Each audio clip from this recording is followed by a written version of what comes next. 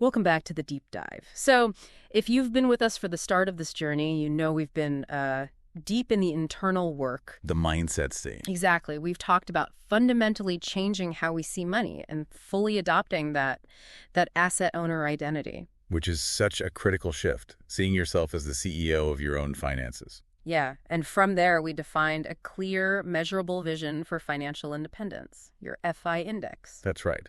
So we've basically completed stage 1, which was all about that foundational shift in consciousness. Now the real work begins. Well, now the practical work begins. The material you're diving into today is where the rubber really meets the road. We are pivoting almost entirely from the philosophical to execution. And stepping into stage 2, building financial resilience. Right. This is the stage focused completely on order, stability, and I think this is the crucial word, control. It is. And it's probably important to note, the architect of this whole approach, this 3-stage strategy, is Tamir Khaham. His background is in systems engineering, architectural design. And you can really see that thinking here. He insists that we build the structure first. Independence before wealth. Independence is prioritized long before you even think about wealth. It's a totally different way of thinking. It really is. It's not about chasing returns right out of the gate. So for this step, what's the mission? The mission is a bit brutal, but it's necessary. We have to establish the factual foundation of our current financial reality. Before we do anything else. Before any growth, before any optimization, we are creating control first. And that takes some courage. Absolutely. The very first step requires what you might call radical self-transparency. It starts by confronting this comfortable illusion that most people live inside. Khaham has a question that just cuts right through it. Okay. He says, and I want to get this exactly right. Let's hear it. If I ask you how much money you spent this month, would you know how to answer? If not, are you at least willing to practice self-transparency to examine your lifestyle?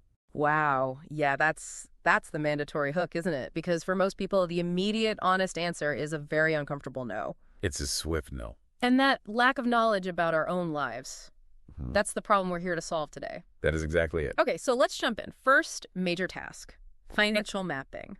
The sources we've looked at all highlight that financial confusion is, well, it's rampant. Oh, absolutely. People can earn a great living, but they genuinely don't know how much money goes out or where it's going. And that leads to that cycle of, shortfall and anxiety. And that ignorance is expensive. It really is. If we adopt that engineering mindset, the core principle is foundational. What is not measured cannot be managed. Can't be managed. If you cannot measure the flow Right. and the inventory of your capital, you cannot possibly direct your life toward that measurable goal, the FI index you set in stage 1. It's impossible. So measurement isn't just homework. It's a prerequisite for independence. It means embracing self-transparency. Which sounds easy. It sounds easy, but it's actually a really courageous act. You have to face the truth of your own habits. It is the ultimate act of self-responsibility. For the asset owner, self-transparency means a full willingness to identify 4 non-negotiable elements. And not just conceptually, but precisely. Okay, what are they? 1, what is the full scope of your income? 2, what are your total expenses? 3, what are your assets? And 4, what are your liabilities? And this isn't just like glancing at your bank balance at the end of the month. No. This requires a full accounting. It means looking at the receipts, tracking every single subscription, and really confronting that comfortable illusion we talked about. The asset owner has to know the inventory. The exact inventory Right. and the flow of their capital. We're mapping the terrain so we can navigate it. And it's really crucial to frame this as a process for progress. Not self-criticism. Exactly. This isn't an exercise in beating yourself up. We are not looking for someone to blame. We are just looking for the data required to change course. I think that's where a lot of people get stuck, though. That clarity. It can be genuinely painful. Discovering how much you actually spend on food delivery Or how much high-interest debt you've accumulated. Yeah. How do you advise someone to handle that initial shock of reality? That initial shock is confirmation you're doing the work. That painful clarity is infinitely better than staying comfortable in the illusion. Because the illusion keeps you stuck. The illusion prevents you from ever achieving independence. It keeps you in that reactive survival loop. When you commit to being an asset owner, you commit to the facts, no matter how harsh they are. Okay. So the map gives us the brutal truth. What do we do with it? If the map shows chaos, how does the asset owner, physically grab the steering wheel? That brings us to the central question for all of stage 2. And you should ask yourself this constantly. Do you control your money or does money control you? If that mapping exercise showed that money is controlling you, that you're just reacting to bills and shortages, then regaining control doesn't require some massive complex toolkit. It requires just one primary framework. A budget. A budget. Now, let's be honest. A lot of listeners just heard that word and cringed. They see budget as a straitjacket, a tool designed to restrict all joy from life. I get that. So how does this framework reframe the budget? How does it become a tool for freedom, not restriction? Because the budget, in this strategic sense, is not a spreadsheet for reduction. It's the asset owner's mechanism for steering capital, intentionally. It's a tool for conscious choice. A tool for conscious choice. It forces that critical distinction between essential and non-essential, between your true needs and just fleeting impulses. I love that idea. Because without that framework, the brain tends to classify all spending as essential, to justify the impulse. Exactly. With a budget, you are intentionally allocating capital based on your values, based on the goals you defined in your vision. Right, your FI index. Think about the contrast. The survivor is always playing financial defense, reacting to bills, trying to relieve pressure. The asset owner is playing offense, Deliberately directing every dollar. toward that measured goal. So let's get specific. If my goal is financial independence and my FI index says I need to save and invest, say, 10% of my income, the budget is where that actually happens. That's where it happens. It's not just about cutting the $5 coffee. Precisely. The budget instantly shows you where that 10% will be sourced from. Yeah.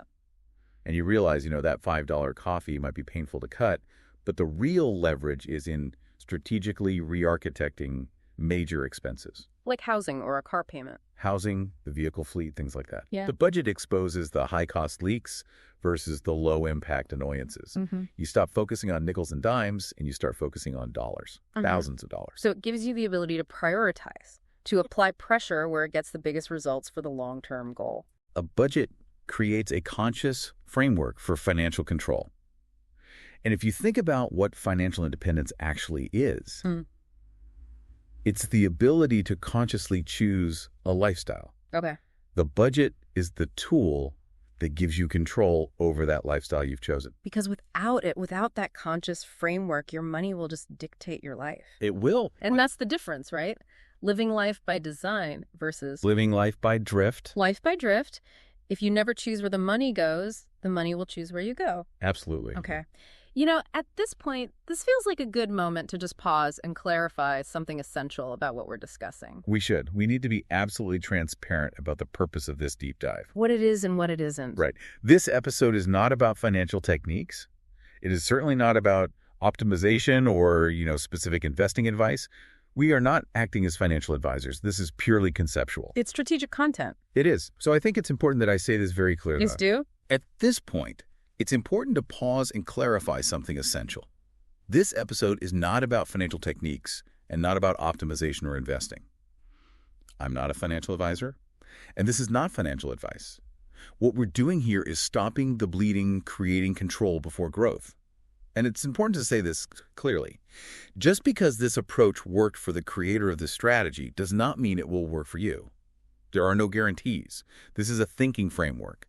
Responsibility for decisions and outcomes always remains with the listener. Thank you for that. A necessary pause and real clarity. So let's reinforce the structure we built here today. Clarity, which comes from that comprehensive mapping, Right. leads directly to control, which we implement through conscious budgeting. And that foundation is completely non-negotiable before you pursue any kind of growth. This is the whole point of stage 2, building resilience. You are plugging the holes in the financial bucket first. If you skip this step, If you skip this, any investment returns you might get later will just be eaten up, consumed by chaos, by high-interest debt, by that lifestyle drift we talked about. You have to secure the base before you can expand the building. and securing that base means answering that critical question we started with. It does. It requires commitment to the one tool that grants you sovereignty over your own capital. So I'll say it again verbatim. Let's hear it. Do you control your money, or does money control you? If you don't control money, know this. To gain control, you need just one simple tool. That tool is called a budget.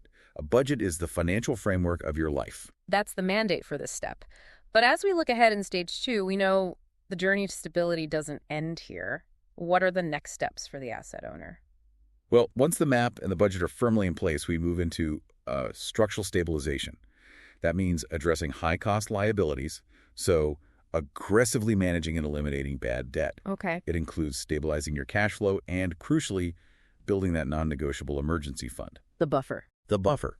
And finally, stage 2 culminates in automating your money flow so that all these conscious decisions just become systemic habits. So the journey through stage 2 it's a process. It requires discipline, but it's the engine room that generates real independence. It is. And that leads to a final thought for you to consider, and it draws on Tamir Khaham's background as a systems engineer. The architectural thinking. Exactly. For the asset owner, the budget isn't just a spreadsheet for restriction. It's not based on fear. It is the architectural blueprint. It determines how your capital will be strategically deployed to build the future life you defined in your vision. So the question to leave with is, Think about your current budget, or maybe the lack of one.